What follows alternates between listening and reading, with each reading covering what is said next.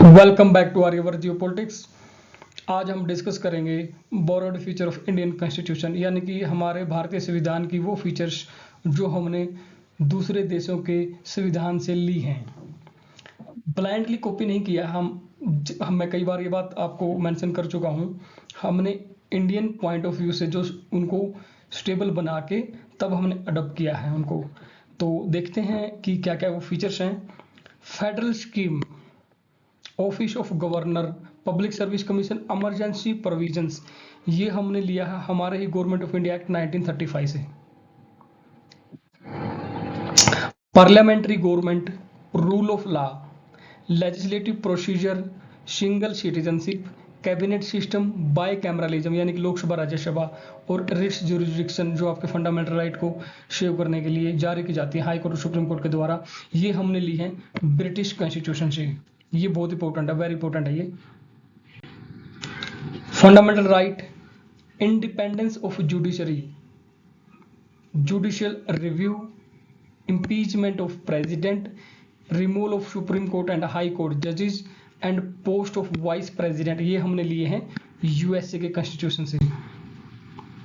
Directive principle of state policy, nomination of members to Rajya Sabha and method of election of president, ये हमने लिया है Ireland के constitution से। Federation with strong centre, residual power with the centre, residual power वो होती है जो हमारी सेंट्रल लिस्ट है, स्टेट लिस्ट और कॉन्करेंट लिस्ट है। कोई भी ऐसा सब्जेक्ट है जो इन तीनों में नहीं आ पाया है या कोई नया सब्जेक्ट आता है सामने जो इन तीनों से ही बाहर है, तो उसकी ऑटोमेटिकली उसके ऊपर डिसीजन मेकिंग जो पावर है, जो लॉ बनाने की जो पावर है, वो ऑटोमेटिकली सेंटर को जाएगी। इसे कहते हैं रेजिडुअल पावर। ठीक है, ये जाएगी सेंटर को। अपॉइंटमेंट ऑफ गवर्नर, ये हमने किससे लिया है? ये हमने कनाडा के कॉन्स्टिट्यूशन से लिए हैं। Concurrent list, freedom of trade and joint setting of parliament, ये दो बहुत इंपॉर्टेंट है। कंकरेंट लिस्ट यानी कि जिसपे सेंटर और स्टेट दोनों ही कानून बना सकते हैं। वो जो सब्जेक्ट जो इस लिस्ट में आते हैं, कंकरेंट लिस्ट में जो आते हैं, उसके ऊपर सेंटर और स्टेट दोनों ही कानून बना सकते हैं। ठीक है, ज्वाइंट सेटिंग ऑफ पार्लियामेंट, ठीक है, ये हमने लिए हैं ऑस्ट्रेलिया के कॉन्स्टिट्यूशन से। Suspension of fundamental right during emergency, emergency के टाइम पे आपके फंडामेंटल राइट जो हो सस्पेंड हो जाते हैं। और ये हमने कहाँ से लिया है? ये हमने लिया है जर्मनी के कॉन्स्टिट्यूशन से।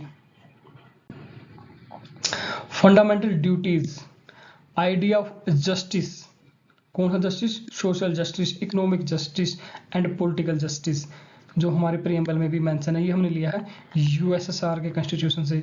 हमने जब फंडामेंटल ड्यूटीज पढ़ा तो हमने वहाँ पे पढ़ा था कि हमने ये कहाँ से ली है?